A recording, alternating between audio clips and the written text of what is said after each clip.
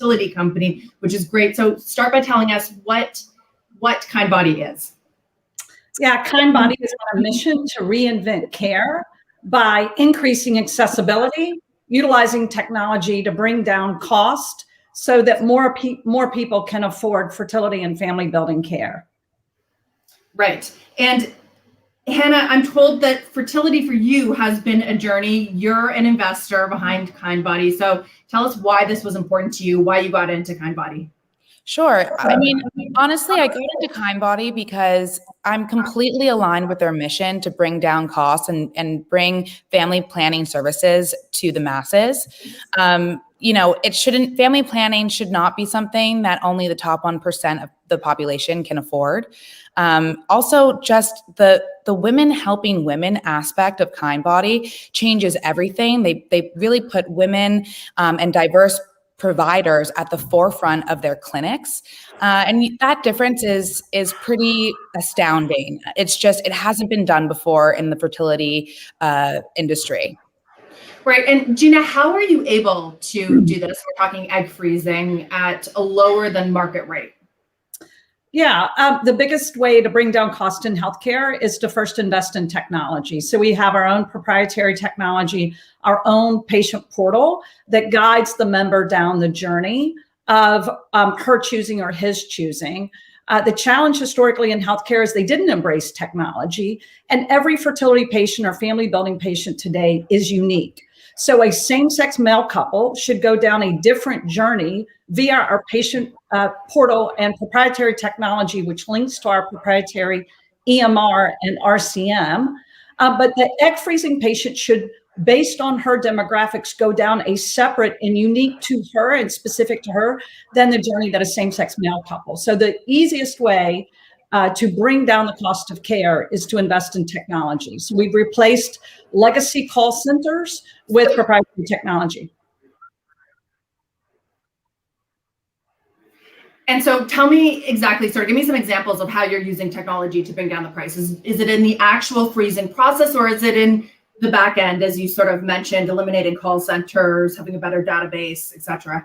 Yeah, it's both, to answer the question, Deirdre. So let's just start with the first thing you would do if you were seeing a fertility doctor is call a fertility clinic. We think scheduling and calendaring should be done online. Most 35-year-old women hate the telephone. They literally hate the telephone. And Hannah can speak to, there's a tremendous amount of inefficiency in telephone tag in the fertility industry. And you're like, wow, there's got to be a better way. So anything that is transactional in nature, booking an appointment, scheduling an appointment, paying a bill, everything that is transactional has been moved to technology. Everything that is human has been moved to all of our providers in human nature.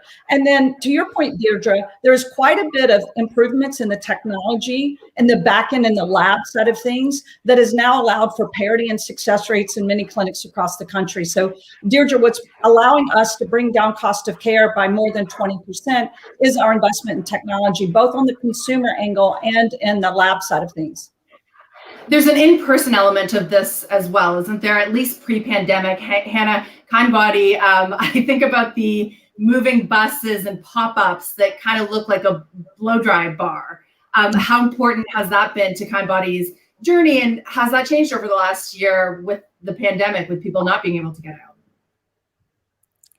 I mean, honestly, the brand of Kindbody has made women, I think, of a certain age, kind of under 42, really resonates with them, right? We know that brand building is a huge part of what brings people through the door. Not only is their brand accessible and really speaks to women who are normally going through a really emotional time alone, but also, the beauty of these clinics is that they're really bringing a retail approach to the clinic.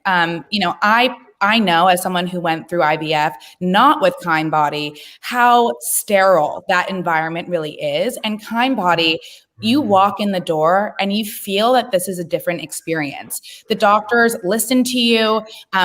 Most of them are female and diverse doctors. Like that is a huge difference. And just that alone makes you seem heard and seen, honestly. Right. And the company is led by women, which is key, right? Some of the legacy companies in this industry are led by men. So, Hannah, I'm not surprised to hear that sort of a more sterile experience that you've Absolutely. seen. It's also women-backed Kindbody. And with this round, Gina, I know that you added some celebrities, including Gwyneth Paltrow, an entrepreneur herself, and Gabrielle Union. What is the importance of having these sort of high-profile investors? What can they do for the brand? Yeah, well, you mentioned earlier in this segment, the all raise. We know today that only 2.7% of venture capital goes to women-led, women-founded businesses. And we have to put women in a position to write bigger checks. And the way to do that is to create wealth for women. And so we have women patients, we have women investors. Throughout my career, I have made high return on investments for plenty of legacy white male investors in the industry. And I am on a mission to create parity in the boardroom, to create parity on the cap table.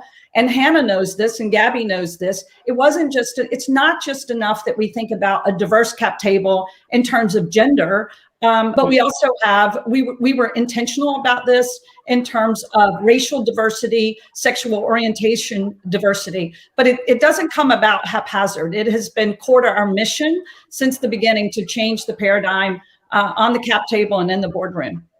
So finding celebrity investors, was that out of a lack of finding enough female VCs? What can they do for the brand? Well, Hannah spoke to it. I mean, we believe in this consumerism of healthcare. You have to bring care to the patient.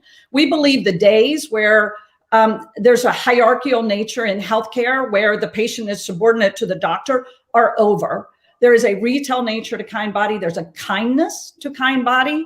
And there's a consumerism to Kindbody. So when we think about the brand, as Hannah mentioned, we think about celebrities who can help elevate the brand and really bring, historically, fertility has had a tremendous amount of stigma.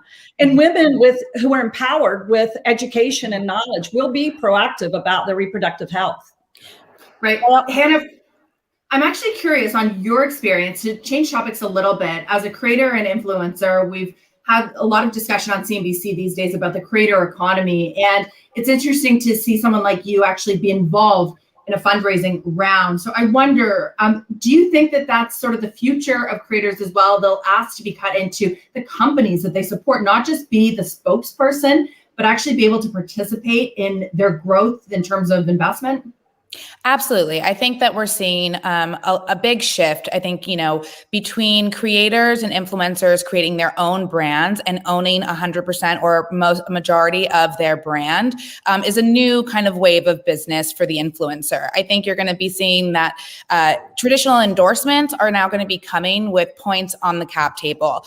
If you want to invest or have someone, if you are participating in a fundraise and your founder wants you to be front facing, that's going to come with a little bit more equity on the back end. I think it's also very important that we have celebrities and people of influence who have large audiences being involved with such incredible companies, because we all know someone who has gone through a fertility journey, and we all need to be advocates, and using our platforms to spread that positive message that you aren't alone is crucial to move this industry forward. Absolutely. I know from my own experience, I know many who have been through it and appreciate, this being open and candid. I do want to get to the one criticism of not just Kindbody, but fertility startups. And that is that perhaps they cause a little bit of fear, or they capitalize on the fear of infertility. And there are some questions about the effectiveness of freezing eggs. It's not necessarily a guarantee. So Gina, how would you respond to that? Yeah, for sure. We would state, all doctors would state, both with Kindbody and other clinics, egg freezing is not a guarantee. It does help if you're going to freeze your eggs to freeze them younger. Age is the number one determining factor in fertility success, whether you're going through an IVF cycle or an egg freezing cycle. The majority of the criticism is leveled by folks who don't understand the industry, respectfully, Deirdre. I think if you talk to the patients that went through the journey, they are well educated. So, criticism creates controversy, but the science is very, very good today. There's a vitrification process. So sometimes folks are citing old technology, which is a slow freeze and a slow process, a slow freeze and a slow thaw process. But there's been a lot of advances in the egg freezing side. So again, we would encourage young women who want to freeze their eggs to do that. I can also attest that I am a young woman who thought that I would have no issues getting pregnant. I live a very healthy lifestyle. I work in wellness. I listen to my body, the whole thing. And here I was not getting pregnant for a year and a half. And then I turned to fertility treatments. I think knowledge is power. Education is key for a woman who wants to be family planning. And there is no better time than when you are in your 20s to just check your fertility. Knowledge is power when it comes to this situation. Unfortunately, time is not on women's side. So it's not a scare tactic. It's honestly just a reality that I think for so long we kind of never really talked about and kind of kept it in the shadows. And now, as you know, like more women are trying to, have their career come first and then family comes second. And sometimes when they get to that second, it's a little too late. So planning for that is really important. Absolutely. I think no one can deny that. But Gina, how do you approach it with new, especially young prospective clients? Do you come at it from the angle, as you say, sort of, some people are misinformed about the process. Is education part of it too? Do you give disclaimers about sort of some of the uncertainties about egg freezing? Is that important to your mission to make sure that women have sort of the whole story? I understand, and I think you guys are doing a really good job explaining the benefit of it, but also, do you have a responsibility to highlight the risks of IVF and egg freezing on women's bodies? You better believe it. Education and knowledge and understanding both the pros and the cons and the risk to egg freezing is fundamental to our core. The number one thing, and Hannah mentioned it, is education with your blood work, which is usually an FSH and an AMH test. That's what we did in the mobile clinics, was seek to educate females, because 1 in 8 women are infertile, and we don't want women to approach fertility in a reactive stance. We want them to be educated and be proactive so that if they do get that AMH result and it indicates a low ovarian reserve, then they're empowered with knowledge and they can make their own decisions about egg freezing. The number one problem is once they find out they actually are now on the low end of the scale, egg freezing in IVF has been cost prohibitive. You have to bring the cost of care down by first investing in technology. And so we're on a mission to increase access to care, to educate, and of course, making the patient hyper aware of the risk and the opportunity is fundamental to what we do. Gina, as you talk about bringing the costs down and using technology to help you do so, does that mean that your margins are better as well? Are you guys profitable as a company, or even the process is profitable the way that you guys do it? Yeah, I mean, again, we look like a tech company. We are a health tech company. We invest in technology. We don't have a giant profitable tech company, or they run the gamut. Again, if we're using Hannah's investment and our other capital partners investors, well, we are investing in growth. Okay, we are prioritizing the patient experience. And with Hannah and her team member and Gabby and Gwenna's support and our other investors, Claritas Capital led this round, we are allowed to make decisions that are in the best interest of the patient without thinking about EBITDA, right? Because getting into the fertility industry is expensive. You have to think about air filtration systems and needles and microscopes and incubators. And instead of having to think about, what is the maximum profit, we can think about first what is in the best interest to have the greatest outcome and the greatest success for our patients. And that's one of the reasons you see high NPS scores and high success rates at Kindbody. Well, this has been a really great discussion, guys. I think we went a little longer than we were meant to, but please keep me posted. Gina and Hannah, thank you so much for sharing Kindbody's progress, Hannah, your own progress, and we will continue to track you and hope to talk to you again soon. Thank you, Yeah. Deirdre. Thanks, Deirdre. Bye-bye. Thanks, guys. Everyone have a great